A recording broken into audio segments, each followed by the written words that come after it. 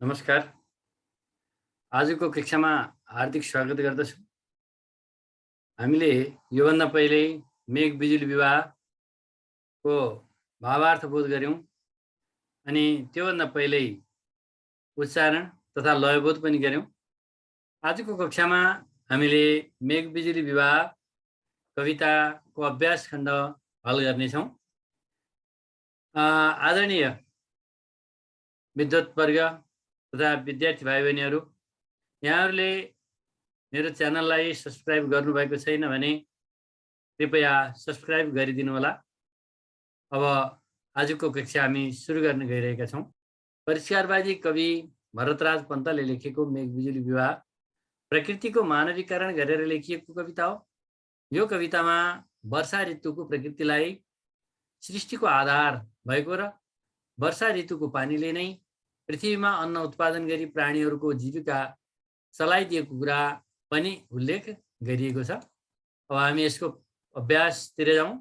अभ्यासमा सबैभन्दा पहिल्यै शब्द भण्डार छ अनि प्रश्न नम्बर 1 मा तल दिएको अर्थ आउने शब्द पाठबाट खोजेर लेख्नुहोस्। विवाह व्रतबन्ध आदि शुभ कार्य गर्न जोडिएको योग भनेको छ, यसको अर्थ हो लगन। अनि ख नम्बरमा दुलही, यसको अर्थ वधु। नैलाउने एक प्रकारको फूल मखमली। असोज र कार्तिक महिनामा पर्ने ऋतु शरद ऋतु। अनि प्रश्न नम्बर 2, तल दिएका शब्द र विपरीत अर्थ बीच जोडा मिलाउनुहोस्।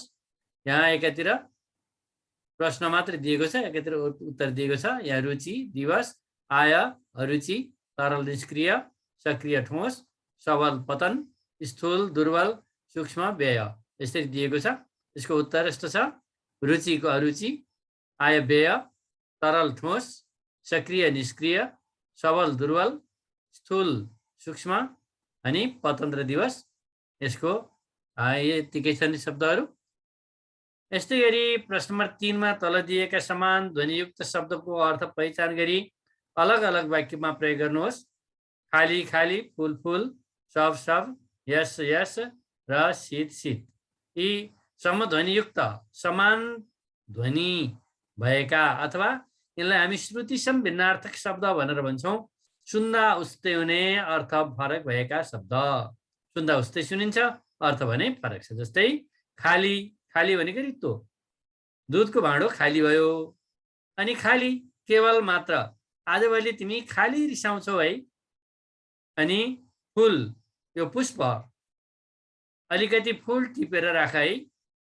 अर्को फुल, रसफुल, बजार गएर कुखुराको फुल किनेर आऊ। यहाँ डिम्बा अथवा अन्डा भन्ने अर्थ हुन्छ यसको। शव, मोटो शवको शव, जहाज दुर्घटनामा परेका मानिसहरूको शव काठमाडौँसम्म ल्याइयो। यो मुर्दा मरेका मान्छेहरूको अथवा शरीर, मरेको शरीरलाई शव भनिन्छ। अनि शव, ब काटेको छ यहाँ। ब, हामी सबजना मिलेर देशको विकास गरौँ है, सबै भन्ने अर्थ आउँछ।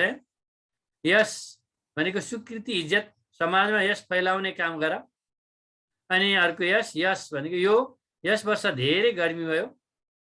अनि शीत, चिसो जाडो, बिहान शीतमा हिँड्दा ज्वरो आउँछ कि। अनि शीत मसँग सँग भन्ने हुन्छ, मसित पैसा छैन। अब बोध र अभिव्यक्ति, विद्यार्थी भाइ बहिनीहरू, हामी अर्को अभ्यास खण्डको अर्को चरणमा छौँ। पहिले हामी शब्द भण्डार, त्यसपछि अब बोध र अभिव्यक्ति। बोध र अभिव्यक्ति अन्तर्गत दिएको अभ्यासलाई एकचोटि हेरौँ हामीले। यसमा दिएका शब्दको कवितामा लयका निम्ति गरिने उच्चारण र स्वतन्त्र रूपमा उच्चारण हुने भिन्नता। यहाँ कवितामा एक किसिमको उच्चारण हुन्छ भने स्वतन्त्र रूपमा उच्चारण गर्दा फरक किसिमबाट उच्चारण गरिन्छ, त्यही भिन्नता हो।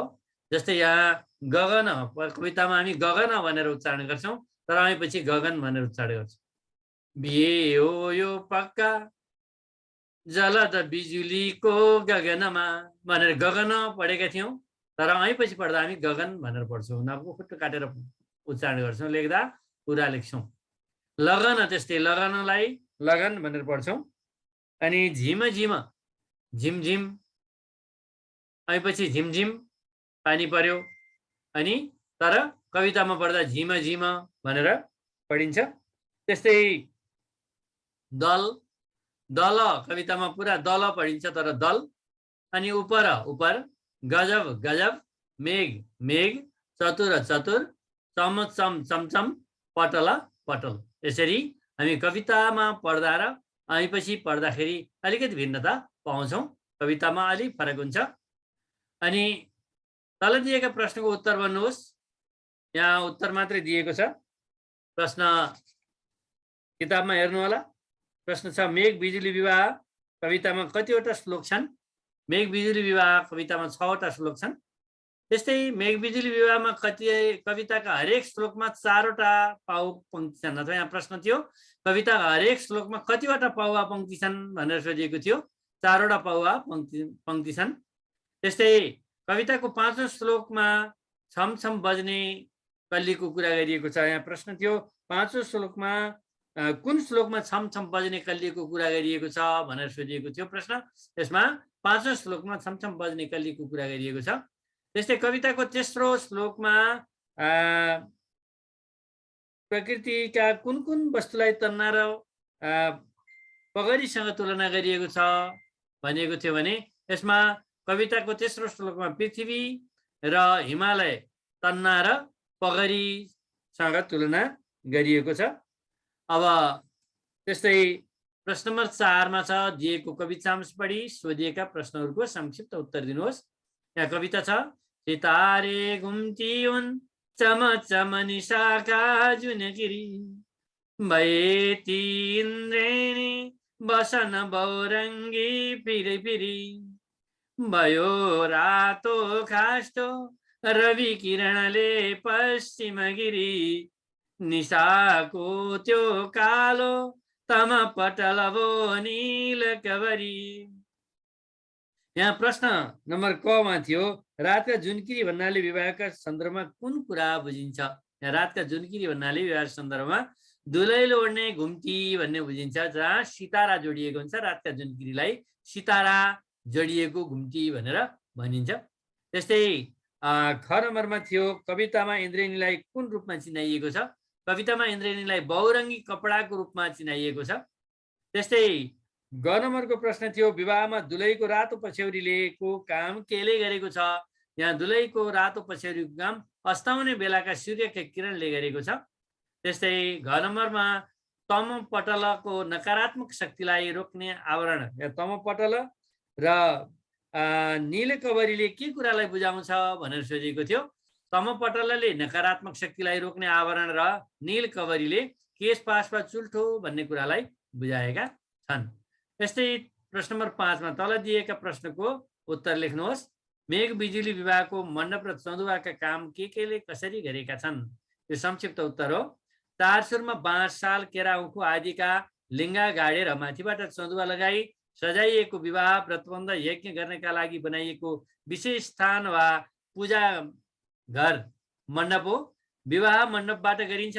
यस कवितामा असार महिनामा पानी परेर हरियो भएका रुख बिरुवाहरूलाई 4 कुनामा राखिने लिङ्गा, लता लहरालाई तोरण, जङ्गललाई विवाह मण्डप भनिएको छ भने केराका पातलाई चन्दुवा भनिएको छ। यसरी लता लहराको तोरण, रुख बिरुवाका लिङ्गा र केराका पातको चन्दुवाले झकिझकाउ पारेको सुन्दर यज्ञ मण्डपमा मेघ र बिजुलीको धुमधामसँग विवाह भएको कुरा गरी कविले असारे प्रकृतिको वर्णन गरेका छन्। अब यस्तै गरी अर्को प्रश्न छ, कविताको 5औं श्लोकमा के कुरा व्यक्त गरिएको छ? यसमा आकाशमा मेघ गर्जन सहित झिर्लिक्क झिर्लिक्क बिजुली चम्केर दर्के पानी पर्छ। अनि दर्के पानी लता वृक्षका पातमा पर्दा मिठो छमछम आवाज आउँछ। कविले यस श्लोकमा दर्के पानी पातमा पर्दा आउने आवाजलाई दुलैको पाउमा लगाइएका कल्लीको छमछम आवाज र आकाशमा चम्किने बिजुलीलाई घुम्टो ओढेर लजाई बसेकी दुलै बीच बीचमा घुम्टो खोलेर सुन्दर अनुहार देखाएको कुरा उल्लेख गरेका छन्। मानव यो मेघ र बिजुलीको सुहागरात हो। सुहागरातमा आफ्ना प्रेमीलाई घुम्तीभित्र चियाए जस्तै बिजुली पनि बादलभित्रबाट चम्किएको कुरा उल्लेख गरेका छन्। कविले कवितामा मेघ र बिजुलीको मिलनबाट जन्मिएकी वर्षालाई समस्त प्राणीको जीवनाधार मानेका छन्। यसरी कल्लीको छमछम आवाज निकाल्दै बादलको घुम्टीभित्र बसेकी दुलैले छिनछिनमा घुम्टो खोलेर दुलालाई कटाक्ष गरेकी छन् भन्दै दुलैको लजाउ तथा तर जिज्ञासु स्वभावको वर्णन 5औं श्लोकमा गरिएको छ। अब अर्को प्रश्न छ ग नम्बरमा, विवाह मण्डपमा कस्ता कार्य गरिन्छ? कविताका आधारमा लेख्नुहोस्। 4 सुरमा बाँस, साल, केराउखो आदिका लिङ्गा गाडेर वरिपरि तोरण बाँधी माथिबाट चन्दुवा लगाई सजाइएको विवाह व्रतबन्ध यज्ञ आदि गर्नका लागि बनाइएको विशेष स्थान मण्डप हो। विवाह मण्डपमा विवाहको काम हुन्छ। बीचमा रहेको अग्निकुण्डमा अग्नि जगाइएको हुन्छ। वर वधुले अग्निको प्रदक्षिणा गरी सिन्दुर लगाई कसम खाएर जीवन सार्थक बनाउने प्रण गर्दछन्। पुरोहितले विवाह पद्धति अनुसार मन्त्रोच्चारण सहित पूजा गराउँछन्। अन्य व्यक्तिहरू रमाउँदै बसेका हुन्छन्। यसरी विवाह मण्डपमा वर वधुको दाम्पत्य जीवनको सुरुवात स्वरूप विवाह कर्म गरिन्छ। अनि घ नम्बरमा छ, कवितामा नेपालको प्रकृतिको वर्णन कसरी गरिएको छ? मेघ बिजुली विवाह कविताले नेपालको प्रकृति विशेष गरी वर्षाको प्रकृतिलाई मानवीकरण गरेका छन्। यहाँ जेठ महिनामा गर्मी र आषाढ र श्रावण महिनामा मेघ गर्जेर पानी पर्छ। गर्मीले सुक्खा भएको पृथ्वी वर्षाका कारण हराभरा हुन्छ। लता वृक्षमा गाडा हरियोपना आउँछ। चौर दुबो आदि घाँसले भरिभराउ हुन्छ। फलमा रस भरिन्छ। अस्ताचलमा गएका सूर्यका किरणले हरिया पहाड सेता हिमाललाई सुन्दर बनाउँछ। पानी पर्दा पोथी मयूर मिठो स्वर निकाल्दै कराउँछ भने भाले मयूर प्वाँख फिजाई नाच्न थाल्छ। वन जङ्गलमा मनमोहक आवाज आउँछ। रातमा झ्याउकिरीको झ्याइ झ्याइ, जुनकिरीको पिल पिल प्रकाशले अँध्यारो रातलाई पनि अनौठो बनाइदिन्छन्। प्रकृतिलाई मानवीकरण गरिएको यस कवितामा पृथ्वी, बुट्टे तन्ना र चौर मखमली गलैँचा भन्दै गलैँचामा बिछ्याएर बुट्टे तन्ना कसिएको यज्ञ मण्डपमा हरियो फेटा बाँधेर पहाडले पुरोहितको काम गरेको मयूरको मन्त्रोच्चारण सहित मेघ बिजुलीको धुमधामसँग विवाह भएको वर्णन गरिएको छ। भाइ बहिनीहरू, अब हामी प्रश्न नम्बर 6 मा जाँदैछौँ। दिएको अनुच्छेद पढी सोधिएका प्रश्नहरूको उत्तर दिनुहोस्। यहाँ अनुच्छेद दिएको छ। यो अनुच्छेद यहाँहरूले पढेर यी प्रश्नहरूको उत्तर दिनुहोला। पहिलो प्रश्न छ, आशीर्वादका अनन्त फुल कहाँ फक्रिन्छन्? यसको उत्तर छ, आमाको काखमा आशीर्वादका अनन्त फुल फक्रिन्छन्। त्यस्तै अन्तरिक्ष यात्रीले कवितामा का बारेमा कस्तो अभिव्यक्ति दिएका छन्? अन्तरिक्ष यात्रीले सृष्टि सौन्दर्यको विचित्र आभा र रङको वर्णन गर्ने क्षमता कविमा हुन्छ भन्ने अभिव्यक्ति अन्तरिक्ष यात्रीले दिएका छन्। अनि यी सृष्टिको विचित्रता केमा मुखरित हुन्छ? यसको उत्तर छ, सृष्टिको विचित्रता कविको विचित्र वाणीमा मुखरित हुन्छ। अर्को यी छ, कवि स्रष्टा हो ऊ सृष्टि गर्छ भन्नुको आशय के होला? कवि स्रष्टा हो ऊ सृष्टि गर्छ भन्नुको आशय कविले सृष्टि सौन्दर्यको विचित्रतामा नयाँ नयाँ रचना सिर्जना गर्न सक्छ भन्ने हो। यो उत्तर दिनुहोस् भन्ने खण्ड हो कमा। अनि खमा भाषिक संरचना, यो भाषा संरचना पहिचान गर्नुहोस्। यहाँ प्रश्न नम्बर अ मा लेखिएको छ, अन्तरिक्ष र विचित्र शब्दको अर्थ शब्दकोशबाट पहिचान गरी लेख्नुहोस्। अन्तरिक्ष पृथ्वी तथा ग्रह नक्षत्र आदिका बीचको खाली स्थान, सम्पूर्ण भौतिक वस्तु अवस्थित हुने असीमित वा अत्यन्त विशाल एवं लम्बाइ चौडाइ र गहिराइका दृष्टिले त्रिआयामिक विस्तार भएको क्षेत्र आकाश नवव्योम। यहाँ विस्तार भएछ, विस्तार पढ्नु होला। यो ब हो, यहाँ ब हुनुपर्छ, विस्तार। अनि त्यस्तै विचित्र, धेरै रङ भएको, रङ्गी चङ्गी, कतै कहीँ नदेखिने थिएको, अनौठो, अद्भुत, विलक्षण, सामान्य भन्दा परको, असाधारण, राम्रो, सुन्दर, मनोहर। अनि आमा अनुच्छेदको अन्तिम वाक्यबाट दुईवटा नाम शब्द पहिचान गर्नुहोस् भन्ने प्रश्न छ। नाम शब्द कवित्व र शक्ति। त्यस्तै यीमा एकै धर्के प्रिय मुस्कानमा सम्पूर्ण प्रकृति प्रकट हुन्छ। वाक्यमा प्रयोग भएका विशेषण शब्द पहिचान गर्नुहोस्। यहाँ भनिएको छ, यहाँ धर्के र सम्पूर्ण विशेषण शब्द हुन्। त्यस्तै यीमा अनुच्छेदबाट शब्दको सुरु र बीचमा रस उकार लागेका दुईवटा शब्द पहिचान गर्नुहोस् भनिएको छ। यो सुरुमा रस उकार लागेका शब्द जुन, कुरा र बीचमा रस उकार भएका कु र अतुलनीय छन्।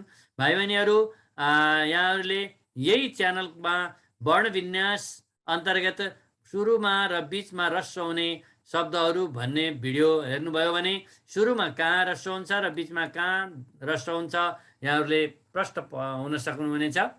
अनि अर्को प्रश्न नम्बर 7 मा छ कविताको पहिलो र दोस्रो श्लोकलाई गद्यमा रूपान्तरण गर्नुहोस् भनिएको छ। यहाँ पहिलो श्लोक छ बिहा हो यो पक्का जलद बिजुलीको गगनमा, सुजुरेको यो राम्रो ग्रह गति असारे लगनमा, बजेका छन् झ्याली झिम झिम गरी बाँसहरूमा, हरियो दोसल्ला बिरिनग पुरे तैस विधिमा। यसलाई गद्यमा लैजाँदा राम्रो ग्रह गति जुरेको यो सारे लगनमा, झिमझिम गरी बाँसहरूमा झ्याली बजेका छन्, नग पहाड हरियो दोसल्ला भिरेर पुरेत बनी बसेको छ। हेर्नुहोस् त पक्कै पनि आज आकाशमा जलद भनेको मेघ र बिजुलीको विवाह हुँदैछ।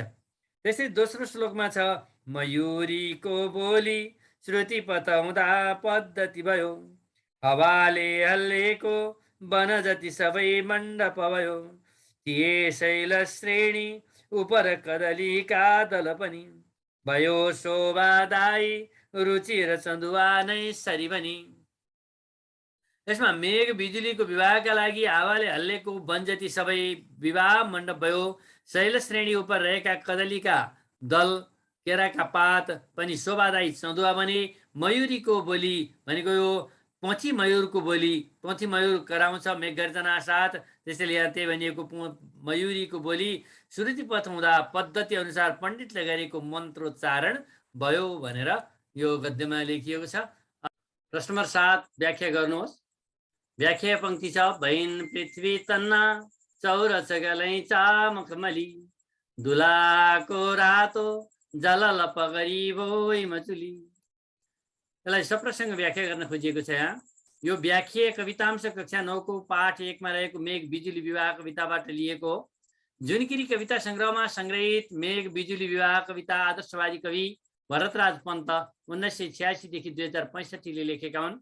मानिस आफ्नै पौरखमा रमाउनुपर्छ भन्ने विचार भएका प्रकृतिमा रमाउने र छन्दमा कविता लेख्न रुचाउने कवि पन्तले यस कवितामा ग्रहगति जुरेको असारको लगनमा मेघ बिजुली बीच विवाह भएको र त्यसबाट जन्मेको वर्षाले पृथ्वीको स्वरूप नै परिवर्तन भएको कुरा गरेका छन्।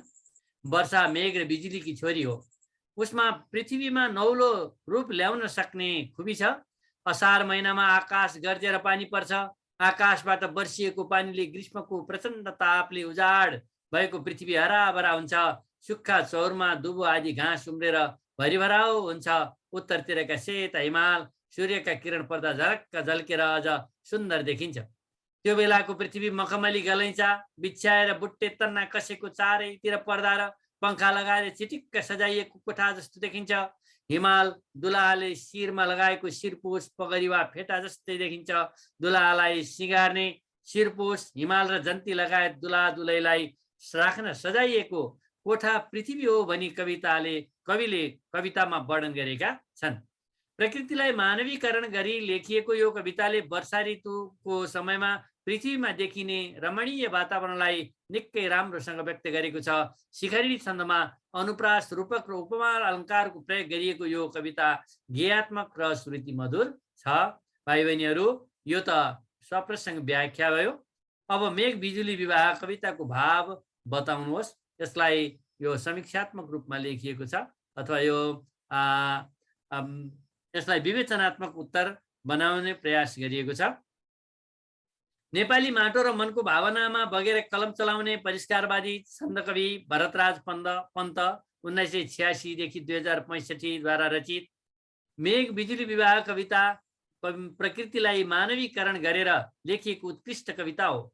वर्षा ऋतुको वर्णन गरिएको यो कविताले एकातिर असार महिनाको प्रकृतिको चित्रण गरेको छ भने अर्कोतिर मेघ र बिजुलीको मिलनबाट जन्मिएकी वर्षाले पृथ्वी हराभरा गराई नयाँ सिर्जना दिएको देखाएर समाज विकासमा नारी पुरुषको समान भूमिका हुन्छ भन्ने सत्य प्रस्तुत गरेको छ।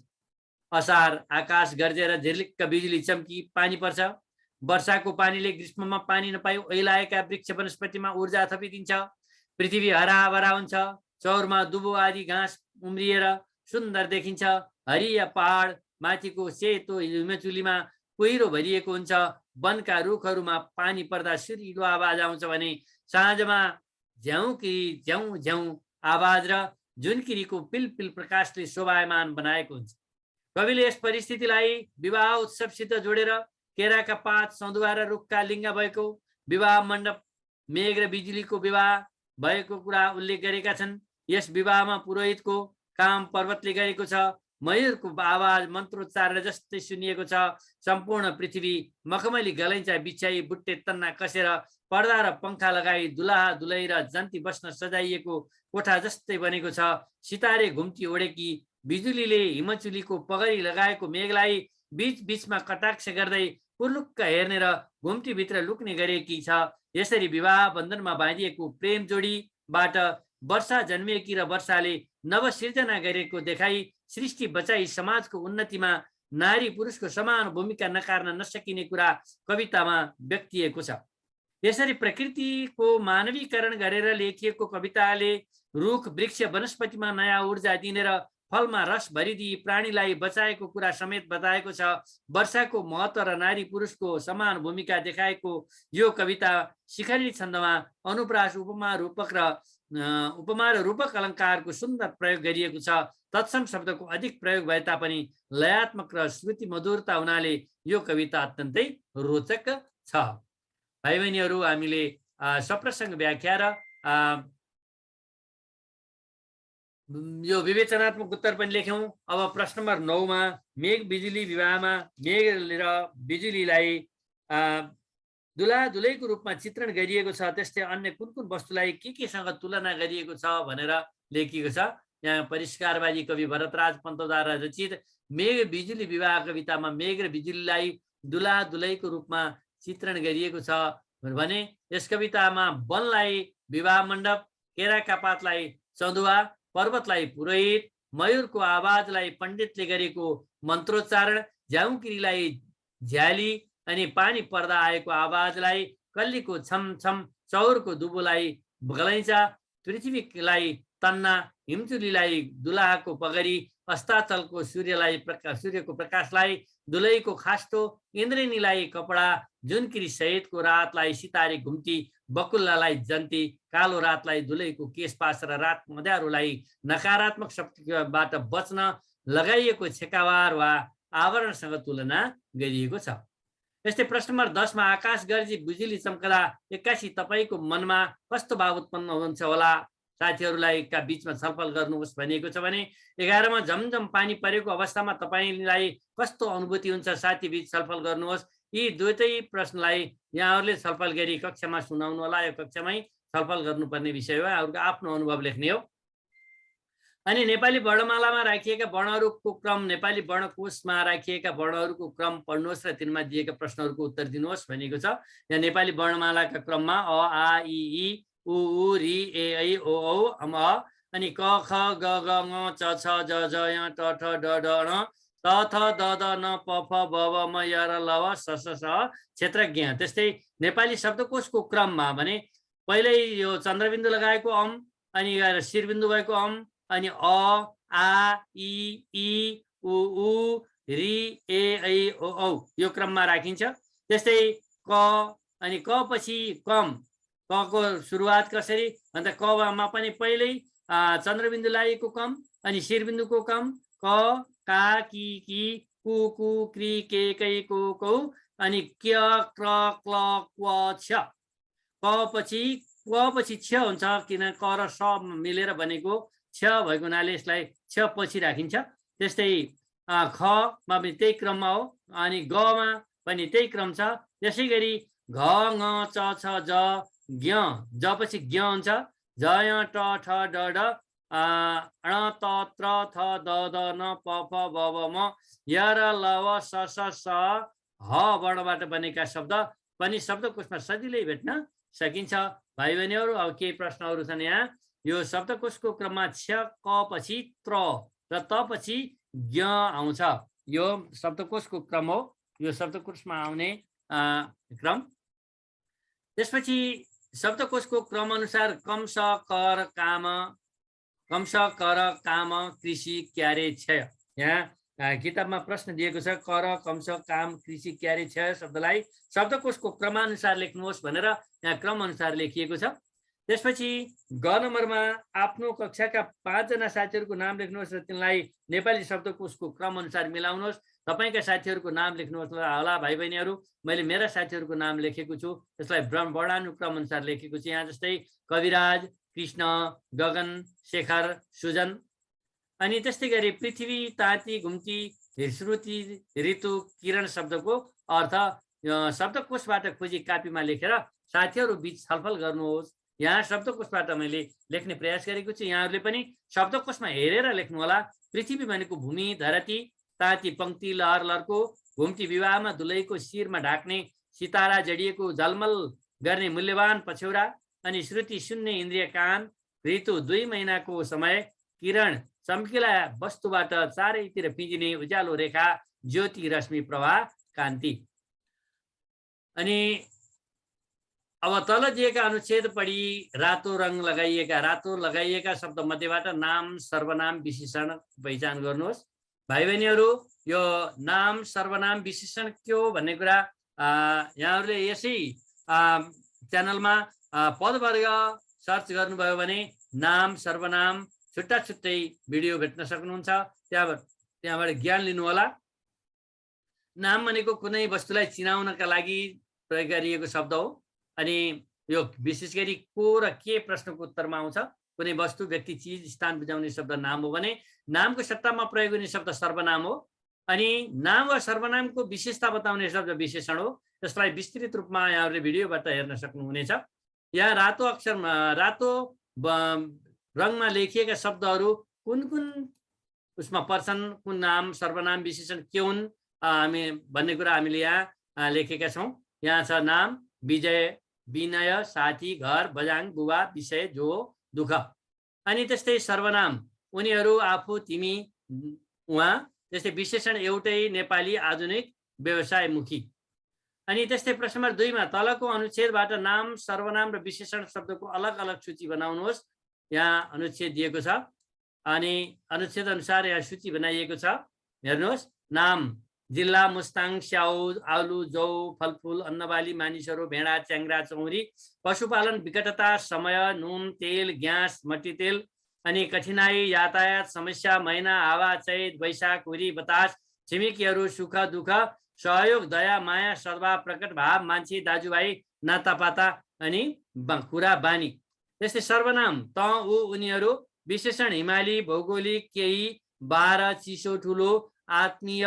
ती सर्वनाम हो, तर यहाँ मान्छेका अगाडि आएको हुनाले ती मान्छे भनिएको हुनाले ती विशेषणको रूपमा आएको छ। अनि त्यस्तै यी पनि सर्वनाम हो र दाजुभाइ भन्दा अगाडि दाजुभाइलाई सङ्केत गरेको हुनाले दाजुभाइको विशेषता बताएको हुनाले यहाँ यी विशेषण बनेर आएको छ यी। अनि त्यस्तै आफ्ना, यी विशेषण शब्द हुन्, यी नाम, सर्वनाम र विशेषण। यस्तै गरी प्रश्न नम्बर 3 मा मेघ बिजुली विवाह कवितामा प्रयोग भएका मध्ये 5-5वटा नाम, विशेषण शब्द, नाम र विशेषण शब्द लेख्नुहोस्। यहाँहरूले खोज्नु होला। अरू पनि शब्दहरू धेरै छन्। मैले यहाँ लेखेँ। यहाँ जलद, बिजुली, गगन, लगन, बाँस नाम भए। अनि विशेषण असारे, सितारे, रातो, हरियो, नव। यहाँहरूले कविताबाट सबै नाम पद र विशेषण पद टिप्नु होला। अनि प्रश्न नम्बर 4 चारवटा सर्वनाम र विशेषण शब्द पर्ने गरी मामा घर जाँदाको अनुभव समेटेर अनुच्छेद तयार पार्नुहोस्। हिजो म र मेरो भाइ मामा घर गयौँ। हामीले त्यहाँ ठुला मामा, ठुली माइजूलाई भेट्यौँ। हामीलाई देखेर उहाँहरू निकै खुसी हुनुभयो। साना भाइ पनि असाध्यै रमाए। तिनीहरूलाई एक एकवटा चकलेट दिँदा एउटा चकलेट दिने भनेर ठुस्स परे। अब यहाँ रातो रङ लगाइएका सर्वनाम र हरियो रङ लगाइएका यी चाहिँ विशेषण हुन्। जस्तै म, हामी, हामीमा, हामी, उहाँ अनि गएर तिनी यी सर्वनाम हुन् भने मेरो, ठुला, ठुली, निकै, साना, एउटा यी विशेषण शब्दहरू हुन्। अनि प्रश्न नम्बर 7 तल दिएका अनुच्छेदमा सुरु, बीचमा र अन्त्यमा